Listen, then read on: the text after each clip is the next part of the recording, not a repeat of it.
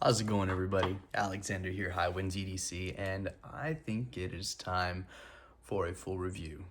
A full review of probably my newest favorite fixed blade, and it is the Knafs Lander 4. A instant classic from the brain of Ben Peterson and the guys over at Knafs. This thing is awesome. The OEM is QB Knives, I believe, and this one was just executed so perfectly. I hope it becomes a mainstay. The Lander 4, we know that Ben will, churn out different variants. We've already seen some from like the Best Damn EDC Carry Commission collaboration. The other, I'm pretty sure we're gonna see some other variants, maybe even some blade steels and stuff. Cause like, I even think the Knafs one, the Carry Commission collaboration was a Nitro V steel. This one is in 14C28N, and the sheep's foot model was in S35VN, a better blade steel, but also in a sheep's foot, which for EDC, I actually prefer the drop point style. I prefer the moon dust finish. So let's talk about it. Usually what I like to do in my full reviews, I go tipped to butt on what I think and go down the line and just kind of give you an overview of it. So it is a drop point style blade, like I mentioned earlier, in a 14C28N Sandvik steel. This is the steel that Laren Thomas, metallurgist in our community, says is the best all-around budget steel. And so that's why a lot more makers, a lot more designers have gone towards that, because they'd rather have a good all-round budget steel that you can sharpen, that holds an edge, that is a little bit tough, and that's a little bit corrosion resistant in the long run. And with Laren Thomas's stamp of approval, it really kind of took off over the last year and a half. It's always been around, but now that it's gotten that stamp of approval, a lot more makers and designers have been using it. And I've come to know and love it because it is a great steel. I had it on my Beluga and I really liked it then. My thing was it did get dull really fast. So I was having to sharpen it when I was working for the Texas Department of Transportation. Now this was about a year and a half ago or so when I got the Beluga. And I just felt like I was having to sharpen it a lot more, but that's okay because it was really easy to sharpen.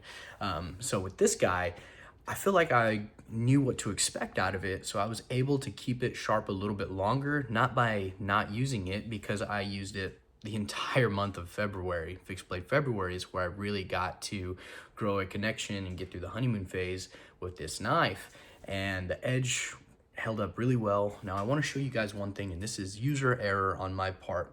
My edge termination, I'm gonna try to get you guys, get out of the way. It's kind of off, right? Because look, it comes to a point on this side, and that's my fault. When it shipped to me, it was a little off. I don't think it was perfect, but it was like the human eye could barely conceive it. It can barely perceive it if it wasn't paying attention. While I've been sharpening it, I messed up the edge termination, and so now it's favoring one side over the other. This side of the blade, rather, is way off course, and that's my fault. And that's because I was over sharpening on that profile side. I don't think I was off of my work sharp field sharpener. I think I was just coming off at a wrong angle for the tip, and so that's my fault. And since it is such a softer type of steel, on those diamond stones, it kind of messed it up, and that's my fault, and I'll own up to that. User error 100%. I know how to sharpen a knife, I just messed it up, and that happens. Okay, so let's talk about this moon dust finish.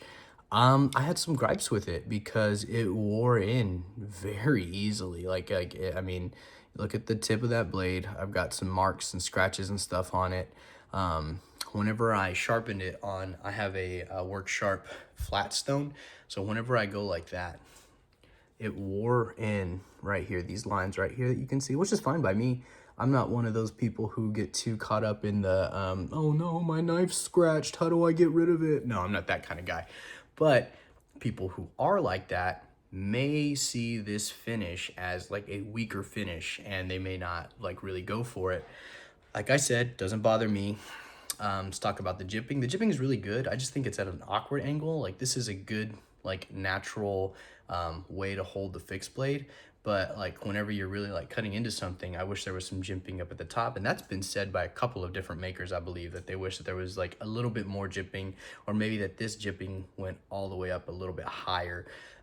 So that way, like whenever they go to grab it, it's like more, you know, over here instead of like right here. Cause now you're, the already small handle is in the palm of your blade, the palm of the crotch of your palm, sorry. And there you go. It does have a good, very generous choil right here, which I appreciate. The billboarding is not bad, I would say. The Knafs logo is really nice. The "What is up, guys" is very small. It does tell you the Lander 4 14C28N right here. And so that's how you can really tell what the billboarding is. Sorry. It's got a hollow grind, which I appreciate. I really like it. You will, I started to smile mine while sharpening, as you can see. It looks like I don't know how to sharpen a knife, does it? But that's okay, I don't mind. It's my knife. This is one that I'm gonna keep. This is a great one. I really like it. Let me see what else I can think of. It's a thicker blade stock, so food prep with this guy is not the greatest. I wouldn't recommend it for food prep, especially cutting tomatoes, especially cutting apples and stuff. Now, I did slice apples with this guy, and it's good for like taking strips off of it, but it's not like good for, it's not good for quartering an apple at all, I would say. But other than that, it's a really good work knife. I was cutting into drywall, I was cutting into baseboard and shoe molding and stuff like that, and it went really well. Now, I will say I did have to have a backup fixed blade in the month of fixed blade February, because if this one got dull and I didn't have my other knife, like, or my knife sharpener on hand right then and there, I would have to go to another knife. So I kept this one pretty sharp most of the time. It was really nice. I made sure to sharpen it like once every Sunday, so that way I knew it was like good to go on that.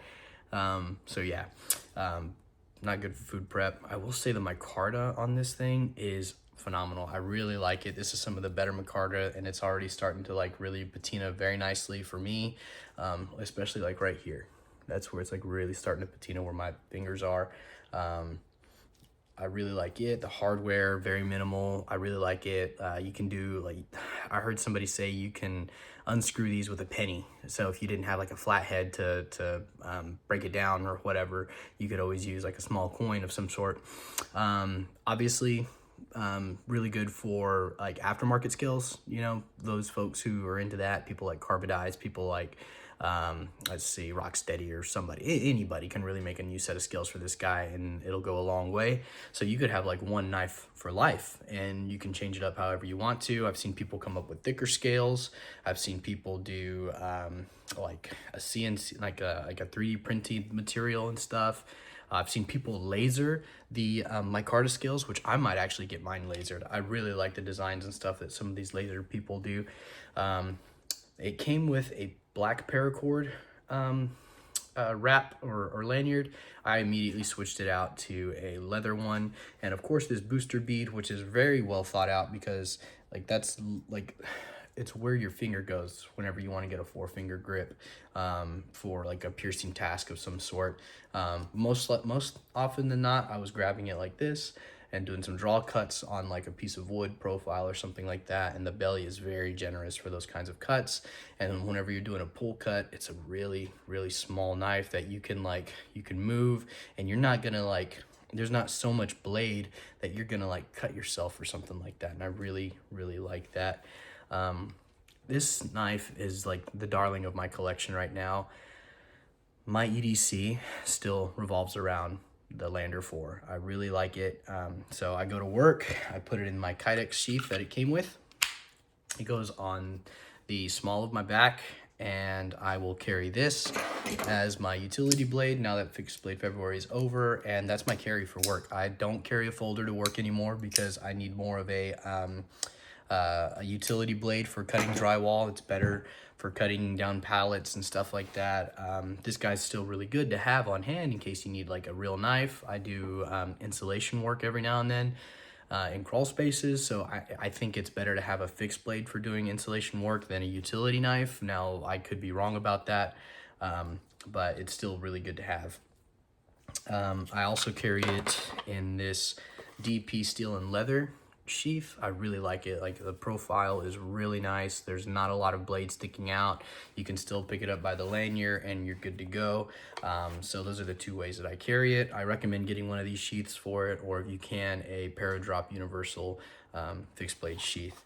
Let's talk about the heirloom factor. This is my favorite. I like to end on a high note on a lot of my reviews, and the heirloom factor of this guy is just awesome. Like, I think that's kind of what Ben was going for on this like green micarta finish, this moon dust finish on the blade, and just the ability to take it down, maybe even get yourself a new set of scales or whatever. You can have like 4, 5, 10 pairs of scales for this knife, and it'll last you forever. I mean, as long as you're not like being a fool like me and like grinding your choil off or anything like that, you're gonna be fine. This is gonna be a good knife for most people. I would even consider it to be a decent cowboy knife. If you are somebody who like does ranch hand work, or if you're like a cowpoke or something like that, it would be nice to have a small fixed blade of this size. Now, you could get your, you know, your Buck 110s, and I think that's the small version, or the Buck Ranger, the smaller version, and that'd be great for you. You can go get one of those at Academy, Walmart, or a big box store of some kind. But this guy, at, I believe it was priced at like $60, $65. You could have gotten it at a even cheaper deal if you like funded the Kickstarter or whatever, but this guy is just awesome for the price, for the steel. I really hope one of these days we can see something like this in the box stores like Walmart, like Academy, not just online or whatever, or not just through the Knafs website. Like, I would like to see this guy become a mainstay for people, because if you have the Kydex sheath and you can configure it to any way you want to. That's why I got these Scout carry sheaths. They're belt loop sheaths, belt loops, soft loops. Sorry, I got tied up on that. And that's how I like to carry it now. Normally, I like to carry a vertical style, but because of how small this knife is on the small of your back, I don't have to worry about scuffing up people's walls when I'm moving furniture in their houses and my job. I don't have to worry about scratching somebody's car as I'm like trying to pass by, like maybe I'm at an awkward angle, it's on my back or whatever. And I just really, really love this knife because it is small. I think that's what really took me back. So that you can give this to your son whenever they're 13, 14, and it's not something that's going to do a ton of damage. Obviously, you know, train them, teach them the right way to handle a knife. But this guy is really nice for the price, and hopefully we get to see some cooler blade steels. I would like to see one, not that I would buy it, but like I would like to see it in like S90V. Nitro V is a really good steel too. I've never really personally had it, but a lot of people like it. Maybe this blade shape in an S35 VN, that would be perfect for me, because then I have like a little bit better of a steel. Maybe something more stainless, like I don't know, what's y'all's favorite stainless steel that you would like to see it? Because I'm in a very humid climate on the East Coast, so I would like to see something that would be a little bit more corrosion resistant. But yeah, all right guys, I appreciate you for watching this review. Continue to support the channel. Sorry you're seeing me in clothes. I'm just trying to knock out a couple of videos today. And let me know what you think. Would you like to get a Lander 4? Have you experienced the Lander 4? Does this review change your mind on the Lander 4? Like I said, it's very small. I will do a little bit of a size comparison before I completely sign off. Here it is compared to a Inksol Sharpie, Marksol Sharpie. Here it is next to a Streamlight Micro Stream. Let me see what else I have. I have my Roosevelt. Here it is next to an Oz Machine Company Roosevelt. The Roosevelt is a larger knife. So you can see it's a very small knife. Sorry, I completely forgot to do the size comparison. Let's see, do I have anything else really? No, not really. Here it is next to a pair of course I dropped them, Knipex 5-inch pliers. so you kind of know more or less what that looks like. Very small. I have small hands, so this may or may not be good for people with larger hands. I don't know. I'm not gonna have to ever experience that as a person with small hands. So, all right, guys, thank you very much. I appreciate you checking out this review. Let me know what you think. Bye.